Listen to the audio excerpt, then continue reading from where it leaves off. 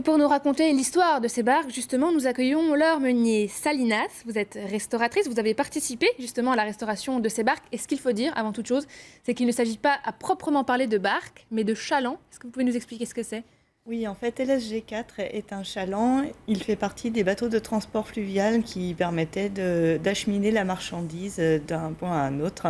Donc, c'est l'ancêtre de nos péniches actuelles. D'accord, alors c'est un chantier de restauration un petit peu long, 10 ans, on l'a vu. Qu'est-ce que vous avez fait pendant tout ce temps?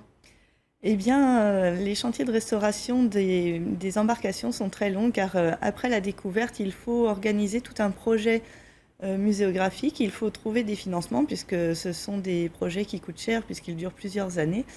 Et il fallait aussi qu'il y ait une place dans nos installations. Et les conditions ont été réunies seulement en 2013, donc 10 ans après la découverte, et nous avons pu relancer l'opération sur le chaland LSG4. Alors qu'est-ce qu'on a fait de ces barques pendant 10 ans? Elles ont été stockées en eau car le bois archéologique ne peut pas supporter de rester à l'air libre.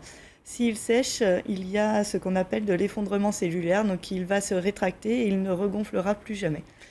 Alors vous l'avez dit, c'est un chantier qui coûte cher, 2,5 millions d'euros quand même. Alors quels sont finalement les défis, les challenges d'une telle restauration?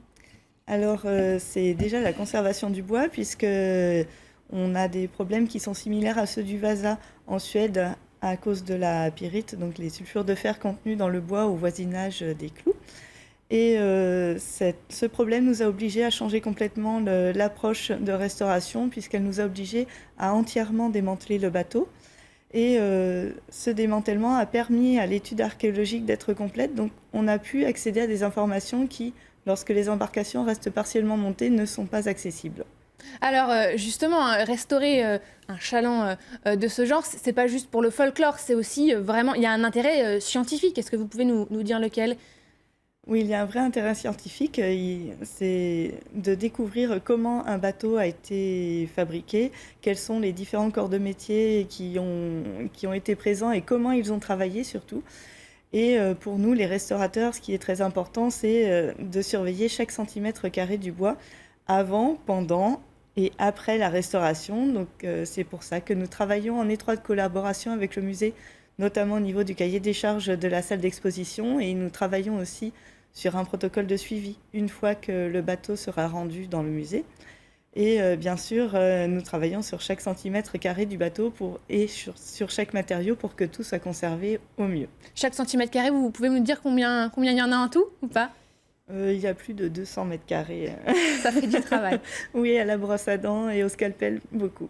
Alors du coup, qu'est-ce qu'elle vous a finalement déjà appris, cette barque, ce chaland, sur les techniques de l'époque, sur son utilité? Eh bien, on va essayer d'approfondir cela en essayant d'évaluer la durée d'utilisation de ce type d'embarcation, puisque pour l'instant, ça n'a pas été fait. Et grâce aux études archéodendrométriques, eh bien, ce sera normalement possible, puisqu'on va pouvoir dater les réparations. Et nous, notre travail de restauration a été de réussir dans toutes nos opérations qui sont très longues à intercaler les différents spécialistes en archéologie pour qu'ils puissent avoir accès aux informations à différents moments du traitement et de la restauration pour justement pouvoir rendre à l'horizon 2020 une étude complète avec eh bien, toutes les informations qu'on aura recueillies, puisque là, il y a beaucoup d'informations, mais il faut maintenant les compiler pour réussir à en tirer quelque chose.